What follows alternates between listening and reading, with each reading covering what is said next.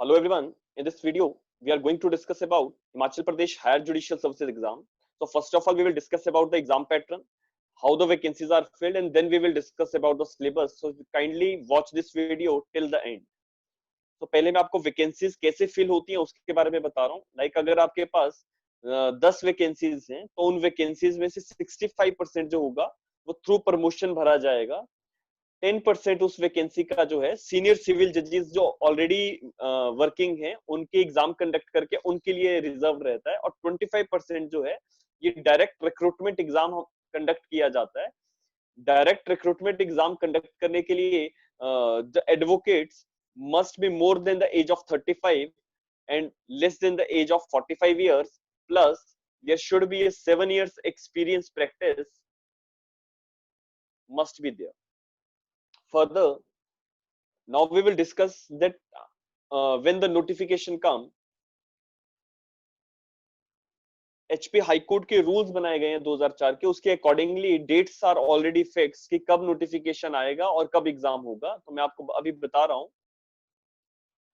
Like आपका 15 अप्रैल को notification निकाला जाता है. 15 अप्रैल द एग्जाम इज नोटिफाइड. और एग्जाम साल में 2 बार कंडक्ट किया जाता है. That is twice in the year. Depend करता है कि वैकेंसीज अवेलेबल है या नहीं. अगर वैकेंसीज अवेलेबल है तो 2 बार भी कंडक्ट किया जा सकता है. तो one date is of 15th April and another date is of 20th November. This is the exam when this is the date when the notification will come. Thereafter, the last date of filling the application is 30th April. और अगर नवंबर का notification है तो 10 दिसंबर को आपको last date रखा जाता है. एग्जाम की जो तारीख होती है दैट इज 30th जून. अगर आपका एग्जाम 15 अप्रैल वाला नोटिफाई हुआ है तो 30 जून को आपका एग्जाम हो जाएगा. और अगर आपने 20 नवंबर वाली नोटिफिकेशन में फिल किया है तो 7 मार्च को आपका एग्जाम होगा. एंड देयर आफ्टर अगर एग्जाम आप क्वालिफाई कर जाते हैं तो वाइवा जो होता है वो सितंबर के महीने में फर्स्ट वीक में होगा. और अगर आपने नवंबर वाले नोटिफिकेशन में फिलअप किया है तो अप्रैल के 13 से लेके 20th के बीच में कहीं पे आपका जो इंटरव्यू जो वाइवा है वो कंडक्ट किया जाता है. तो this is the date as far as the notifications when it will come, when the exam will happen and when the viva will happen. तो ये सारी चीजें मैंने आपको यहाँ पे बताई. फर्दर मैं अब आपको बता रहा हूँ कि एग्जाम पैटर्न क्या है. 2 एग्जाम्स होते हैं एक ही डेट पे. ये दोनों एग्जाम्स होते हैं एक ही दिन में. एक ऑब्जेक्टिव होता है एक सब्जेक्टिव होगा. जो ऑब्जेक्टिव होगा वो 100 मार्क्स का रहेगा and the subjective will also be of the 100 marks. इन दोनों एग्जाम्स मैंने ए और बी यहाँ पे लिखा है. तो दोनों एग्जाम्स को के मार्क्स जो है वो ऐड किए जाएंगे और 200 में से जो वैल्यूएशन है वो की जाएगी. जो रिजर्व्ड कैंडिडेट्स हैं उनके लिए 55% क्वालिफाइंग रखा गया है और जो अनरिजर्व्ड है उनके लिए 60% क्वालिफाइंग मार्क्स रखे गए हैं. दोनों के कंबाइंड. ठीक है, दोनों के कंबाइंड, आइसोलेशन में नहीं. दोनों के कंबाइंड आपको जो है 60% या 55% एज द केसेस. अगर आप क्वालिफाई कर लेते हैं then you will be going to appear for the interview conducted by the HP High Court. Now the next area is the syllabus.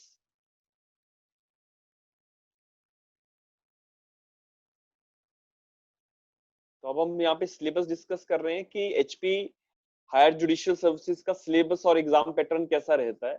तो फर्स्ट ऑफ ऑल मैं आपको एक पीडीएफ फाइल में दिखा रहा हूँ कि एग्जाम सिलेबस क्या क्या है. So this is the exam syllabus. That is the major laws are IPC, CRPC, Indian Evidence Act. Thereafter आपका NDPS law, Prevention of Corruption Act, SC/ST Act, Food Standards and Safety Act and Indian Forest Act. तो यहाँ पे ये 6 laws रखे गए हैं. Thereafter civil laws में आपका CPC रहता है, evidence रहेगा, transfer of property रहता है, guardianship and wards act. Hindu law के जितने भी पार्ट्स हैं that is the Hindu marriage, adoption, succession सभी आते हैं. देयर आफ्टर आपका land acquisition, Indian succession act, HP rent control act, motor vehicle act के कुछ एक चैप्टर्स आते हैं that is chapter number 10, 11 and 12. उसके बाद आपका Himachal Pradesh tenancy and land reforms act 1972, Himachal Pradesh land revenue act 1953 and Himachal Pradesh village common lands act vesting and utilization act 1974. So this is basically the very broader area which the High Court has given in their rules. And the last one is the Constitution law. There is the theory of the constitutional law and the Constitution of India. और इसके बाद भी जो आपका multiple choice question paper होता है तो वहां पे आपको कुछ क्वेश्चंस जीके के इंग्लिश के क्वेश्चंस आते हैं और जीके आपका कॉमन रहता है लाइक हिस्ट्री ज्योग्राफी या करंट अफेयर्स से रिलेटेड या कॉमन साइंस या टेक्नोलॉजी से रिलेटेड कुछ क्वेश्चंस आते हैं. So this is the syllabus given by the HP High Court for the exam, that is the direct recruitment exam conducted for the post of Himachal Pradesh Higher Judicial Services. And whenever this exam is conducted, the person whosoever is appointed, he will take the post directly as of the assistant district and session judge. Now आपको exam syllabus देख के लग रहा होगा कि ये बहुत ज्यादा लेंदी है. तो मैं अभी आपको 2019 का जो लास्ट एग्जाम हुआ है मैं उसका पैटर्न आपको अब बता रहा हूँ कि आपको ये सारे सिलेबस कवर नहीं करने. You have to prepare the strategy and then only you can attempt it and you can clear it also. So I have made over here the exam pattern as per the 2019 and what is the syllabus. तो आपको part 1 जो होगा, 3 parts हैं. हर part में आपको part 1 में आपको 2 questions attempt करने हैं, 4 क्वेश्चंस दिए जाएंगे, 2 क्वेश्चन अटेम्प्ट करने हैं. पार्ट 2 में भी आपको 2 क्वेश्चंस अटेम्प्ट करने हैं एंड पार्ट 3 में आपको 1 क्वेश्चन अटेम्प्ट करना है. In this also 2 questions will be there and part 3 there will be 1 question you have to attempt. तो पहले हम पार्ट 1 के लिए डिस्कस करते हैं. देखो पार्ट 1 में आपको इंडियन कॉन्स्टिट्यूशन बहुत वाइडली आपको लेके चलना है बिकॉज इंडियन कॉन्स्टिट्यूशन को लेके ही आपके 2 सवाल आते हैं. ठीक है, 2 questions will be there in relation to the Indian constitution.